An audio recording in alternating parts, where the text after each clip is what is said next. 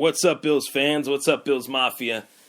I'm Ryan Thomas. This is the Thomas Take Sports Podcast, coming to you live from Buffalo, New York. So this is a guy that you're listening to right now that is a huge Buffalo Bills fan, wants what's best for the Buffalo Bills, but sure as hell is not afraid to say what is wrong with the Buffalo Bills.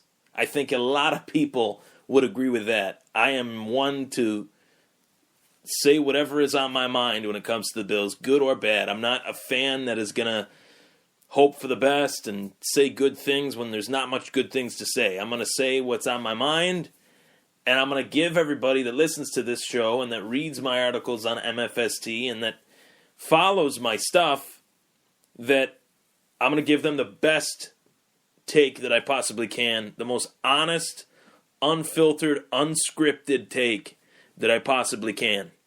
So here we go. The Buffalo Bills picked 10th overall in the 2017 NFL Draft this year. Another transition year in my eyes for the Buffalo Bills, yet again. Back with a new head coach, Sean McDermott from the Carolina Panthers, a guy that I'm very excited about, by the way, and I alluded to that in my Bills coaching staff positive podcast episode, that I'm excited about Sean McDermott. I like what he brings to the table as a 4-3 guy. Buffalo's going back to the 4-3. They got players that fit that scheme. The personnel is better in the 4-3 than it was in the 3-4, 4-6 hybrid defense that Rex Ryan brought here. But there are so many needs on this team that this, out of the 32 teams, the 32 picks, I should say, this was the hardest one to pick. The hardest one I had to do, and I'm not even saying that as a joke. I'm not saying it as that this was the toughest one, because this is my team. This is a team that I root for, and they have plenty of needs. It's not even that they have plenty of needs. They have plenty of question marks heading into 2017. What are they going to do with Tyrod Taylor? That's the first one. Is Robert Woods going to stay? Is Robert Woods leaving? Their defense, their secondary is one of the worst in the National Football League. Stephon Gilmore is going. That's not going to make it any better. Not that Stephon Gilmore was all that great, but anytime you lose a guy, you got to replace him. It's another position that you got to replace. It's another open roster spot where you have to bring somebody in. So where do they decide to do that? Where do they decide to use that replacement? Do they decide to use it in free agency? Do they decide to use it in the draft? What are they going to do? So there's so many question marks. I have to assume that Robert Woods is going to be back. I do not know if Tyrod Taylor is going to be back, not on that contract. And I have to assume that Stephon Gilmore is gone. They didn't put the franchise tag on him. He's going to be a free agent. So with that being said, this makes my pick pretty darn easy as far as who I think could be the 10th overall pick.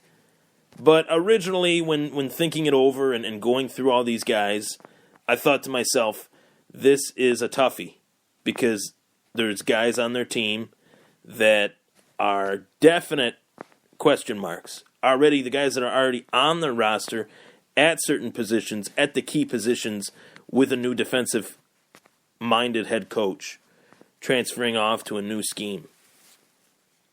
You have Stephon Gilmore, who's going to be gone. That leaves at corner Kevon Seymour and Ronald Darby.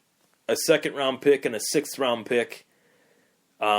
And then in the secondary, Aaron Williams had the neck injury, so do they go safety? Do they go with a guy like a Jabril Peppers, who I'm really high on? Do they let go of Robert Woods rather than pay him the free agent money that he wants? Do they go and get a guy like Mike Williams in the first round just because he's from Clemson and they have a connection?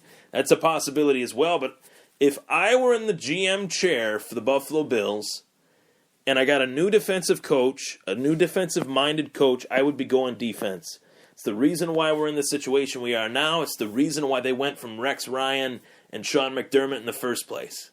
So if they were to go with McDermott as their head coach and draft an offensive player, it doesn't really make much sense because the defense was what regressed under Rex Ryan, and the defense is what has more holes on it than the offense does. Their offensive line is one of the best run-blocking offensive lines in the league, one of the better pass-blocking lines in the NFL, and their running back is one of the best running backs in the league. When healthy and firing on all cylinders, there's no stopping LaShawn McCoy. So, the guy that I want for the Buffalo Bills, and I've put a lot of guys, I've attached a lot of guys to the Buffalo Bills. The guy I want is Washington Husky cornerback Sidney Jones. Sidney Jones is 6'1", 170. The Huskies' defense this past year was full of NFL talent, and Jones is regarded as the highest rated among all of them. Out of California, Golden State guy, was an instant starter as a freshman, started 12 of 13 games. Sophomore, he was a first-team all-conference player, led the Pac-12, 14 pass breakups, in addition to picking off 4 passes and forcing 3 fumbles. The guy creates turnovers. He's always around the ball. He's always making plays on the ball. He's always a guy that, even if he's not in the tackle, he's close by. A smart player that had a fantastic combine. I'm not really enamored with the combine stuff. I don't really feed into it, but when you like a player's college tape and then he goes to the combine and he produces and plays very well, that bodes well for his chances. And Jones had a 4.47 40, a 33.5-inch vertical, and a 123-inch broad jump. He's a competitor, doesn't pity-pat with the wide receiver, which I've seen from time to time from some of the best corners in the league. He is a tough guy, throws stiff lead right in the shoulder of receivers like a boxer. He can really hammer a receiver. He doesn't play patty cake. He's physical, very physical. I watched a game where he played USC. He was all over the field. There wasn't one guy that he covers in some cases like we see in the NFL. There's not one side of the field that he covers. He covers all the tracks. And that is exciting. He's the best corner in this draft to me. The fact that they're losing Stephon Gilmore, not that Stephon Gilmore is that great, but with a new defensive coach, you want to build this defense with as much talent as you can, and you have 2 guys already on the roster in Shaq Lawson and Reggie Ragland that have a big chip on their shoulder heading into what is Ragland's technically rookie year, and Shaq Lawson only played half of his rookie year, so he hasn't even played a full rookie season yet. You pair Lawson, Ragland with Sidney Jones, and you have cornerstone positions locked up for the future. You have defensive end in the 4-3. Shaq will produce and do just fine. You have Reggie Ragland, one of the hardest working guys at Alabama, a guy that is really, really busting his butt to come back strong for the Bills in what will be his first season playing with the Bills. And then you have the number 1 rated corner in this draft, Sidney Jones. He's not 5'10", he's not 5'11", he's not 6 foot tall. He is 6'1". He's not 6 feet tall, he's 6'1". So this is a guy that has a skill set much like a Richard Sherman. He reminds me of a Richard Sherman. The one knock on the guy that I can say is the fact that he doesn't have a big upper body. But for a guy that doesn't have a big upper body, his arms aren't that big, he is physical. And I think it's because he has longer arms. He can track the ball down very well because of his size, but he's not really top heavy. Maybe that's something that needs to be taken care of, might need to be looked at heading into his rookie year. He's compared to his best friend, Marcus Peters, and it's a guy that he works out with quite often. But that's the one knock on him that I can say is that he needs to add upper body strength. And it was the first thing I noticed just watching the combine, the fact that he has a small upper body, small-ish for a corner. That's something that maybe he hasn't grown into yet. But This defense needs a guy like him. He's referred to as a lockdown corner, which he is. And he's a guy that has potential to be a long-time starter as a NFL player, and a guy that can continue to go to the Pro Bowl after Pro Bowl. So the biggest thing about his upper body is the fact that if he's adding strength to his upper body, will that slow him down? Will that 4.4 40 turn into 4.5 or 4.6 even, if he's adding pure muscle to his body? That is something that does worry me about him. But in this scheme, in the 4-3, in this draft, he will be successful, and he is the best corner in this draft. You did lose a former first-round pick in Stephon Gilmore to free agency. I think that's the one thing we could say. Gilmore is asking for $14 to $15 million this free agency. Buffalo is not going to pay him that, and they shouldn't. It's a first-round draft pick that showed that he's not a guy that can cover man-to-man. He's just not. Let another team overpay for him. He needs to have that over-the-top safety protection in order to be a successful corner. Sidney Jones is not. Sidney Jones has even lined up on guys bigger than him, taller than him, and he tracks the ball down so well. I love every attribute that this kid has. The only knock that I have on him is the fact that he has a smaller upper body. He's not a guy that is a big upper body guy. There's corners that are built pretty top heavy, and he's not one of them.